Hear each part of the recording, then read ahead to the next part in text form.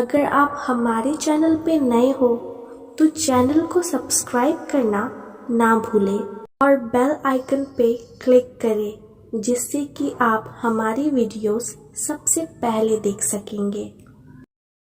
आपको नहीं पता आपके जाने के बाद क्या क्या नहीं सहा मैंने।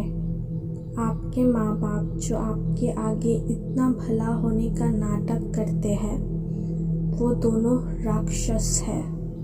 जब उन लोगों को पता चला कि मैं आपकी बच्चे की माँ बनने वाली हूँ, तो हमारे बच्चे को मरवाने के लिए आए दिन तरह तरह के प्रयास करते थे। समीर भैया के आगे तो अपनापन का नाटक करते थे, लेकिन जब वो बाहर होते थे तब वो मेरे साथ नौकरों जैसा बर्ताव करते थे।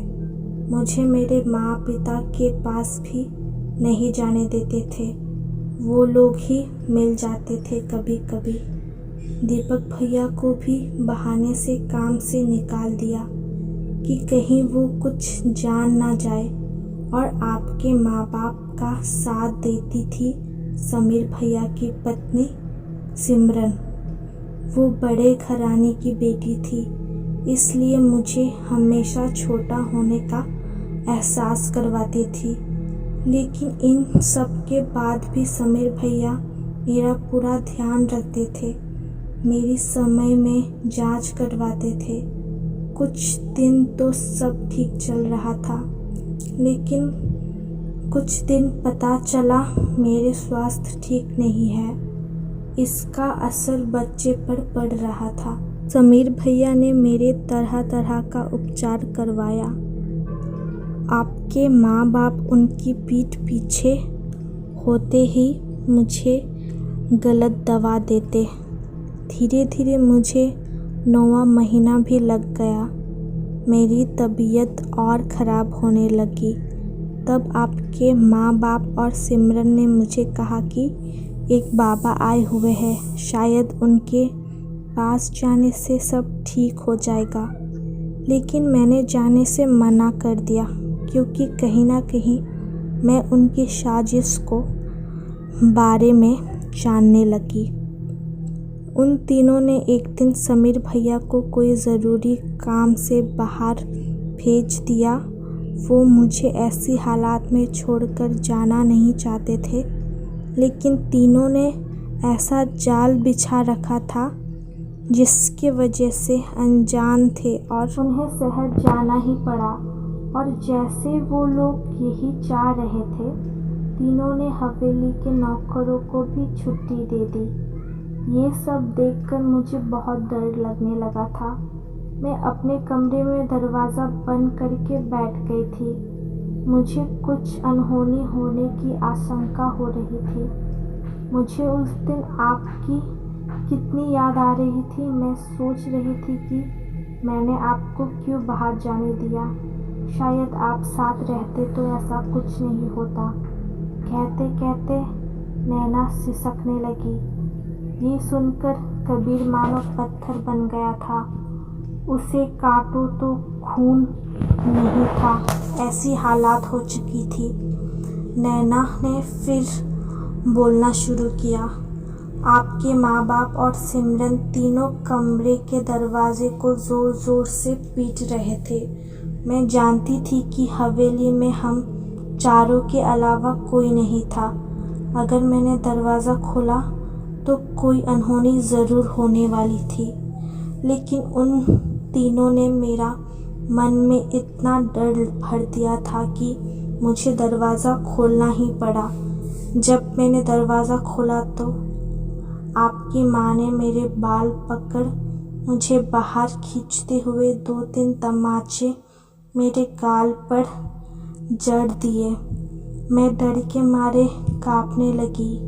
उन्होंने कहा कि मुझे बाबा के पास जाना ही पड़ेगा और मेरा हाथ पकड़कर घसीट के बाहर ले आए और नंगे पांव ज़बरदस्ती मुझे गाड़ी में बैठा दिया। उन्होंने ये भी नहीं सोचा कि मैं पेट से हूँ। वो भी 9वां महीना चल रहा था। आपके पिता गाड़ी चलाते हुए न जाने मुझे कहाँ ले जा रहे थे। मैं जानती तक नहीं थी। आपकी माँ और सिमरन दोनों ने मुझे ज़ोर से पकड़ा हुआ था ताकि मैं उनकी गिरफ्त से छूट ना पाऊँ। एक सुनसान सी जगह पर एक झोपड़ी बनी हुई थी। वहाँ पहले से ही कई और लोग भी गए थे। गाड़ी वहीं खड़ी कर दी और फिर आपकी माँ ने मुझे गाड़ी से ज़ोर से खींचा और बहुत रोई, किरकिराई कि माँ मुझे किसी बाबा के पास नहीं जाना है, मैं ठीक हूँ, आप लोग क्यों मेरे साथ ऐसा कर रहे हैं। तब आपके पिता गरजते हुए बोले, तू एक छोटी जात की लड़की है, तेरा वजूद ही क्या है जो तूने मेरे भोले भाले बेटे को फंसाया, झांसा देकर शादी तक कर डाली।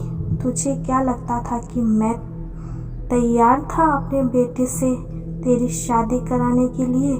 कभी नहीं। ये सब तो एक नाटक था, समझी। तूने मुझे समझने में बहुत गलती कर दी। अब देख मैं तेरा क्या हाल करता हूँ। ये सुनकर मैं बहुत डर गई थी। जिन माता पिता के खुशी खुशी अपने बेटे की शादी की थी, उनके मन में मेरे लिए इतना जहर भरा हुआ था। मैंने उनसे कहा कि मैं आपके बेटे के बच्चे की माँ बनने वाली हूँ, अब तो तरस खाकर मुझे छोड़ दीजिए। इस मासूम की क्या गलती है? ये हम दोनों के प्यार का निशानी है। लेकिन वो सब मेरे ऊपर टूट पड़ गए। आपकी माँ ने मेरे बालों को जोर से पकड़कर हिलाते हुए कहा, तू चिंता मत कर, तेरे बच्चे का भी इंतजाम हो जाएगा। और घसीटते हुए मुझे उस झोपड़ी पर ले गई। अंदर का नज़ारा देखकर मैं डर गई। वहाँ 3-4 लड़कियाँ पहले से मरी हुई थी। मैं कुछ समझ नहीं पा रही थी। तभी सिमरन ने मुझे पीछे से धक्का दिया और मैं पेट के बल गिर गई, जिसमें दर्द से कराह उठ रही। लेकिन उन सभी हैवानों में कोई ऐसा नहीं था जो मुझे सहारा दे सकता। मैंने अपने आप को संभालते हुए जैसे ही सीधी हुई, आपके पिता, माँ और सिमरन ने मेरे पेट पर पैरों से हमला कर दिया। मेरी सारी उम्मीद ही छूट गई थी। मैं समझ चुकी थी कि अब मेरा मरना तय है। आपके पिता के आदमियों ने पूरी झोपड़ी में मिट्टी का तेल डाल दिया और आग लगा दिया। मैं समझ चुकी थी कि ये सब एक साजिश है, सामूहिक अग्निकांड रचने के लिए। धीरे धीरे आग की लपटों ने मुझे झोपड़ी के साथ और उन लड़कियों को भी अपने आगोश में ले लिया। मरते हुए या आपके परिवार वालों की हैवानियत के लिए इतना दर्द नहीं था जितना कि अपने बच्चे को खो देने का था। इतने दिन उसे कैसे संभाल कर रखा था वो मैं ही जानती थी, लेकिन आखिर में हार गई। नैना बताते हुए तड़प उठी। मरते मरते मैंने कसम खाई थी कि जिसने मेरा ये हाल किया है, मैं उन सभी से प्रतिशोध लूँगी, छोड़ूंगी नहीं किसी को। ये कहते हुए नैना की आंखें लाल हो गई और उसके पूरे शरीर में धुआं उठने लगा। उसकी आवाज़ अजीब सी हो गई थी। कबीर ने जब नैना को देखा तो उसकी चीखें निकल गई। नैना समीर था हरिप्रसाद के साथ। कबीर जैसे किसी नींद से जागा हो। सब कुछ सामान्य था। बाहर में मौसम ठीक हो चुका था। कमरे की लाइट भी जल रही थी। वो साड़ी अपनी जगह नहीं थी। वो बस एक हल्की सी धुएं की लकीर थी और देखते देखते वो भी गायब हो गई। समीर, वो अभी मैंने नैना को देखा, वो कुछ कह रही थी। कबीर जैसे नींद से जागा, भाई आप आराम कर लो, नहीं तो ज़्यादा तबीयत खराब हो जाएगी। सब ठीक हो जाएगा, कहते हुए समीर ने कबीर को बिस्तर पर लेटा दिया और उसके सिरहाने बैठ गया। थोड़ी देर में कबीर नींद से आगोश में चला गया। कबीर सुबह देर तक सोता रहा। 10 बजे उसकी आंखें खुली और वो फ्रेश होकर कमरे से बाहर निकला। हाल में कुछ हलचल थी। ठाकुर साहब सोफे पर बैठे थे, पास में रुक्मणी देवी बैठी थी। 3-4 लोग उन्हें घेरे हुए थे। तभी रुक्मणी देवी की नज़र कबीर पर पड़ती है। रुक्मणी देवी इशारे से उन सभी लोगों को जाने की हुक्म देती है। कबीर नीचे उतरकर हाल में आता है। क्या हुआ माँ, कौन थे ये लोग? कबीर ने धीरे से पूछा। अरे कुछ नहीं बेटा, आओ बैठो। और कैसी तबीयत है तुम्हारी? रुक्मणी देवी ने कुछ छुपाते हुए कहा। शायद कबीर समझ चुका था कि माँ उससे कुछ छुपा रही है, लेकिन वो चुप रहा। एक दिन उसके दिमाग में नैना की कही सारी बात घूमने लगी। रुक्मणी देवी और ठाकुर साहब सामान्य से बातचीत के बाद वहाँ से चले गए। कबीर सोच में डूबा था कि सोनपुर आते समय बच्चे की रोने की आवाज़ और उस जली चेहरे वाली लड़की का मिलना कोई इत्तेफाक नहीं था। अब कुछ भी हो, वो सच जानकर ही रहेगा कि नैना के साथ क्या हुआ था। तभी हरि प्रसाद नाश्ता लेकर कबीर के पास आए। कबीर ने पूछा, हरि भैया, ये जो लोग भी आए थे वो लोग कौन थे? हरि प्रसाद अचानक किए हुए प्रश्न से सका पका गया। खुद को संभालते हुए इधर उधर देखते हुए बोला, मालिक आपकी तबीयत ठीक नहीं है, लेकिन फिर भी मैं आपको बता ही देता हूँ, क्योंकि मैं आपसे कुछ बताना चाह रहा था। नैना मालकिन बहुत अच्छी थी। उन्होंने कभी किसी को एक शब्द भी गलत नहीं कहा। लेकिन सिमरन मालकिन बहुत दुष्ट औरत है। नैना मालकिन को हमेशा परेशान किया करती थी। मैंने कई बार उन्हें गलत काम करते हुए पकड़ा था। एक बार क्या बताऊं, भगवान अच्छे लोगों को अपने पास क्यों बुला लेते हैं। जब से नैना मालकिन जलकर मरी, तब से ठाकुर साहब, बड़ी मालकिन और सिमरन मालकिन को नैना मालकिन की आत्मा दिखाई देती है। लोग कहते हैं कि नैना मालकिन को लगता था कि उनकी मौत का जिम्मेदार वो सभी है।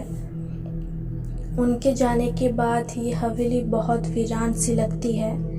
यहाँ हर समय डर का ही माहौल रहता है। वो जो लोग भी आए थे बता रहे थे कि जंगल में एक आदमी पेड़ से उल्टा लटका हुआ है और उसके नीचे आग जल रही थी। उस आदमी का आधा शरीर आग से जल गया था। वो आदमी ठाकुर साहब के बहुत खास आदमियों में से एक था।